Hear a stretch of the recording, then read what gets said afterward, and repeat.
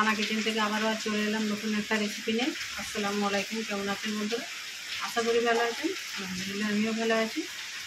আজ আমি বানাবো ইস্ট ছাড়া নরম তুলতুলে বেবি নান। গ্যাসেই বানাবো। তার জন্য আমি এখানে এক বাটি রুম টেম্পারেচারে রাখা টক দই নিয়েছি, দিয়ে দেবো।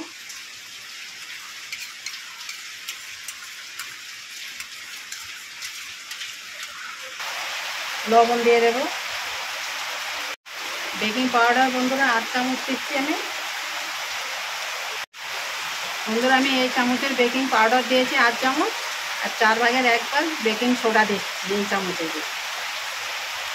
দিয়ে একসঙ্গে এটা মাখিয়ে দেবো।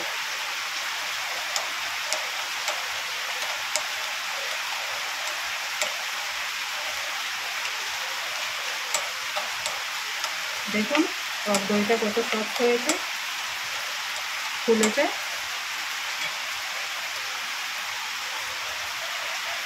দু চামচ চিনি,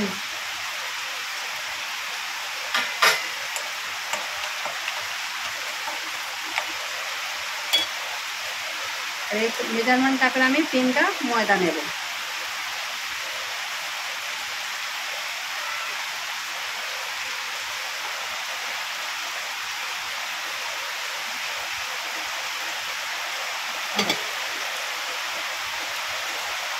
হচ্ছে 2 চামচ সাদা তেল দিয়ে দেবো।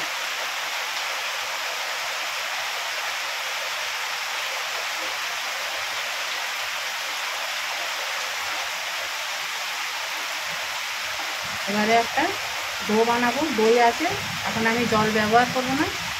যখন জলটা লাগবে তখন আমি জল ব্যবহার করব। এখানে কুসুম জল গরম করা আছে।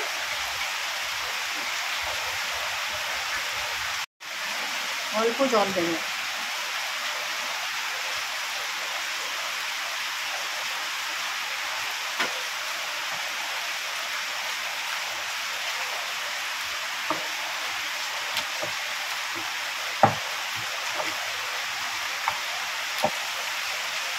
তেল দিয়ে দেবো একটু উপর থেকে। ডোটা আমার বানানো হয়ে গেছে। এবারে তেল দিয়ে এটাকে 1 ঘন্টা রেস্টে রেখে দেবো। আমাদের কাছে যদি সময় বেশি থাকে 2 থেকে 2.5 ঘন্টা রাখবেন। আমি এখন 1 ঘন্টা এটাকে রেস্টে রেখে দেবো। 1 ঘন্টা পর বন্ধুরা ফিরে এলাম। দেখুন ডোটা কত সফট হয়েছে, অনেকটা ফুলেছে। এটা আবার একটু মেখে নেব তেল দিয়ে।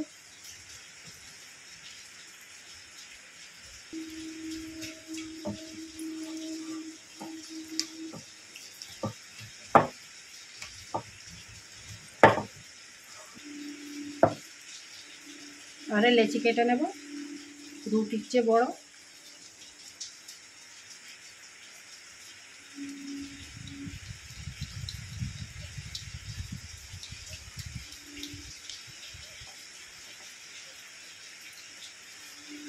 লেচি কাটা হয়ে গেছে বন্ধুরা। এবার এক এক করে বেলে নেব। একটু তেল লাগিয়ে নেব।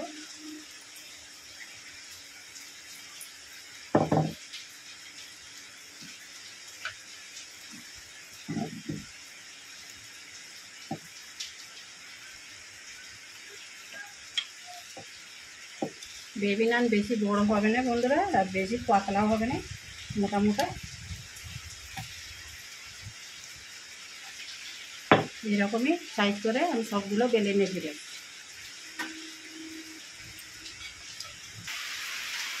বন্ধুরা নানগুলো আমার বেলা হয়ে গেছে, ফ্রাই প্যান বসিয়ে দিয়েছি। এক এক করে এবারে ভেজে নেব।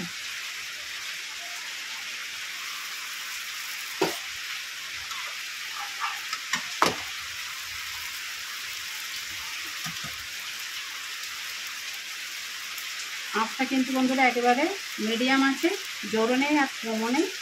মিডিয়াম আঁচ দিয়েই আমি এটাকে ভেজে নেব, তাহলে ঠিক নরম নরম খোলা খোলা হবে।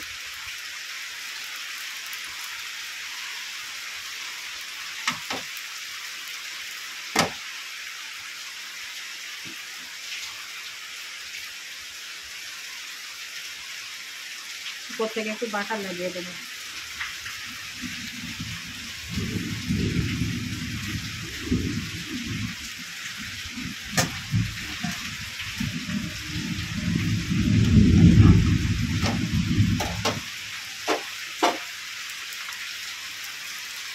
আবার এই দিকটা লাগিয়ে দেবে।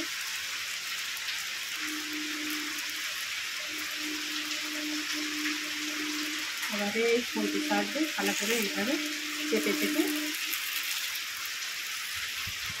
দেখুন ফুলে ফুলে উঠেছে সুন্দরভাবে আমার এগুলো ভাজা হয়ে যাচ্ছে। দেখুন এই পিঠটা আবারও উল্টে দিয়েছে না।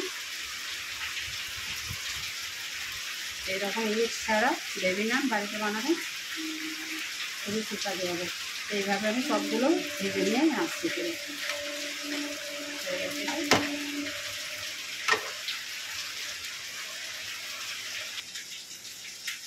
দেখুন বেবি নানগুলো আমার সব তৈরি হয়ে গেছে।